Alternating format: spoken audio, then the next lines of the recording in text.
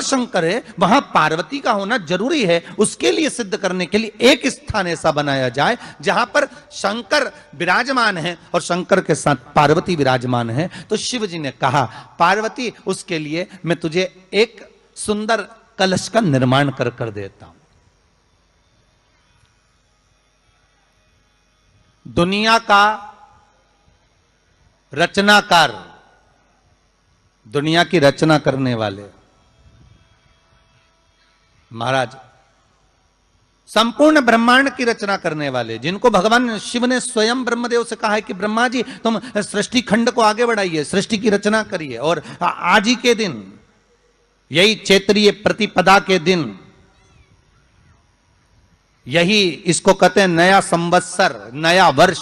हिंदू धर्म में क्यों कहा जाता है? आज ही के दिन ब्रह्मा जी ने महाराज सृष्टि की रचना करना प्रारंभ करा था। आज ही के दिन भगवान शिव और ब्रह्मा का संवाद हुआ था। सीधे भगवान शंकर ब्रह्मदेव के पास जाकर बोले थे, हे ब्रह्मदेव आप सृष्टि की रचना करिए। तो ब्रह्मा जी ने पूछा था, सारे नक्षत्र आपने बनाए, सारे दिन आपने बनाए, सारी घड़ियां आपने बनाई, सारा पल आपने बनाया, मनुष्य की श्वास गिनती, काउंटिंग, अर्थात मनुष्य के शरीर की रोमावली, ये सब आपने निश्चित करी है। मनुष्य की कितनी धड़कन चलेगी, कितनी श्वास चलेगी, 21,600 श्वास जो मानव के शरीर से प्रतिदिन निकल रही है, 3.5 करोड़ रोम छिद्र जो मनुष्य के शरीर में बने हुए हैं, ये संपूर्ण बनाने वाले आप हो। एक एक घड़ी, एक एक पल, एक एक नक्षत्र, एक एक समय बनाने वाले आप हो।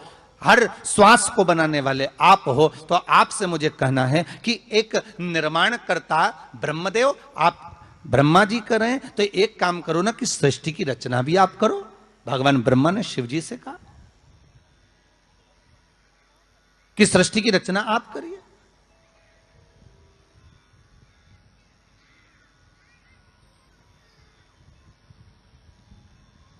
महाराज भगवान ओघड़दानी त्रिकालदर्शी शंभु कहते हैं, मेरा कैलाशी मेरा शिव कहता है, नहीं नहीं नहीं, ब्रह्मदेव सृष्टि की रचना करने को तो हम कर दें, मना नहीं है, पर भगवान विष्णु की नाभि से आप प्रकट हुए हो। भगवान शेषनाग की सैया पर शयन कर रहे हैं, और भगवान जब शेषनाग की सैया पर शयन कर रहे हैं, उस शेषनाग की सैया से सोते हुए भगवान ने अपने नाभि कोश से आपको प्रकट करा है कमल के पुष्प के ऊपर। और आप भगवान की अंतः नाभि में, ब्रह्मदेव ना जाने हजारों वर्ष तक आप नाभि में प्रवेश करते गए, हजारों वर्ष तक आप नाभि के अंदर जाकर साधना करते रहे, और साधना करने के बाद भी आपको यह पता ना चल पाया कि आपका प्रागट्य बिंदु क्या रहा। ब्रह्मदेव सृष्टि की रचना आप करिए।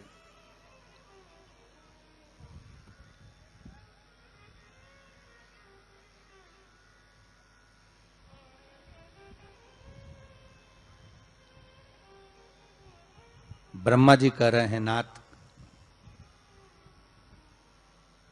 इस सारे ब्रह्मांड को रचना करना है, कर दूंगा, मना नहीं है, पर रचना करता भगवान ब्रह्मा जी कहते हैं कि मैं संसार को एकाग्रित करूं, उससे पहले 33 कोटि देवताओं को मुझे एकाग्रित करना, और सारे 33 कोटि देवता एक जगह पर आकर विराजमान हो जाए, ऐसी कोई व्यवस्था करना। शंकर भगवान ने कहा, बनाओ ब्रह्मदेव, तुम निर्माण करो। ब्रह्मा, शास्त्र कहता है कि भगवान शिव स्वतः, शंकर तो शंकर है, भगवान शंकर ने एक मट्टी का सुंदर सा भाग ढेला एकत्रित करा, उस ढेले से भगवान ने एक सुंदर कुंभ का निर्माण करा, एक सुंदर कलश का निर्माण करा।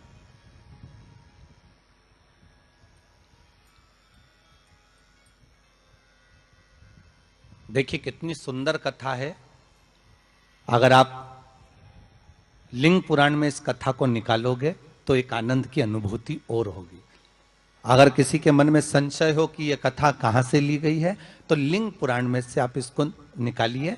उसमें वर्णन किया गया कि सफेद मट्टी का शिवलिंग, लाल मट्टी का शिवलिंग, पीली मट्टी का शिवलिंग, काली मट्टी का शिवलिंग, उस शिवलिंग के निर्माण के पहले जब भगवान का पूजन करने के लिए पात्र की जरूरत पड़ी तो उस पात्र का निर्माण किसने करवाया था?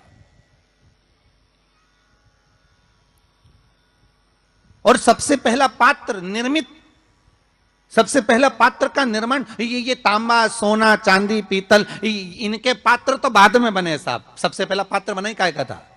जम के बोलिए जरा, काय का बना था? सबसे पहला पात्र था ये मिट्टी का।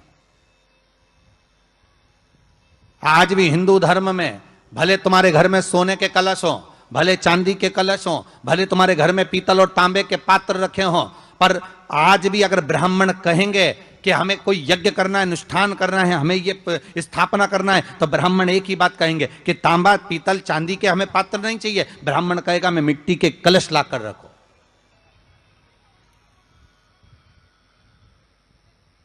हमें मिट्टी के कलश चाहिए। और कितना बड़ा प्रमाण है जी, शास्त्र का प्रमाण देखिए कितना बड़ा है।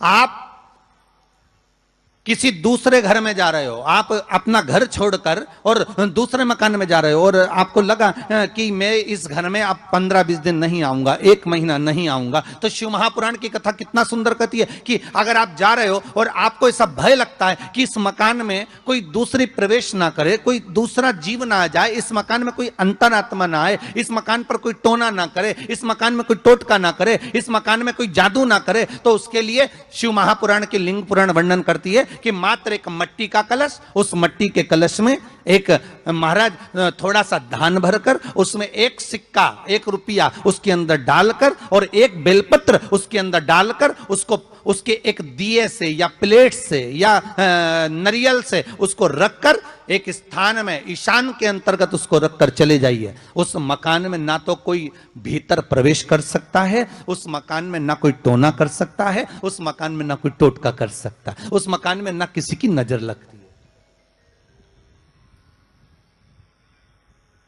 और वो आज नया संवत्सर है, नूतन वर्ष है, पूरे भारत की भूमि पर और मेरे भारत के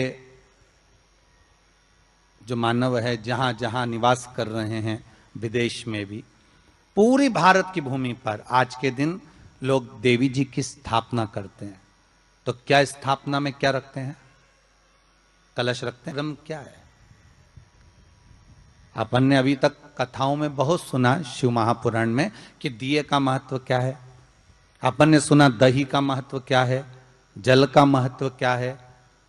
पूरी शिव महापुराण में अपन ने अलग अलग महत्व को जाना है, पर यह नवरात्रे में जो शिव महापुराण की कथा शुरू हो रही है, नवरात्रे में जो शिव महापुराण की कथा को हम श्रवण करने के लिए बैठे हैं, इसमें हमारा एक संशय और मिटना चाहिए कि भारत की भूमि पर जब मां आद्य शक्ति की स्थापना होती है, मां जगतजननी को जब विराजमान किया जाता है, या चैत्र नवरात्रे में, शरदीय नवरात्रे में, आषाढ़ी नवरात्रे में, आदिकादिक पौष नवरात्रे में हम शंकर की, हम जगतजननी जगदम्बा की जब स्थापना करते हैं, या हम नूतन घर का प्रवेश करते हैं, या गणेश जी की स्थापना करते हैं, या कोई दुकान को प्रवेश करते हैं, या कोई शुभ कार्य करने के लिए अग्रण्य होते हैं, तो हम कलश की स्थापना क्यों करते हैं? आज शिव महापुराण में शुरुआत में अपन शिव और पार्वती की यही संवाद को लेकर चलते।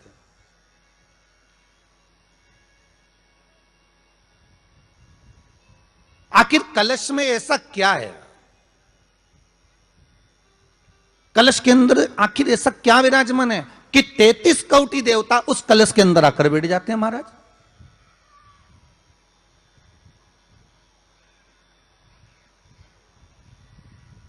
आप कोई यज्ञ करने जा रहे हो, आप कोई पोथी पुराण करने जा रहे हो, आप कोई अच्छा कार्य करने जा रहे हो, तो ब्राह्मण देवता कह देते कलश की स्थापना होगी, कलश की शोभा यात्रा निकलेगी, कलश यात्रा निकलेगी, कलश विराजमान होगा।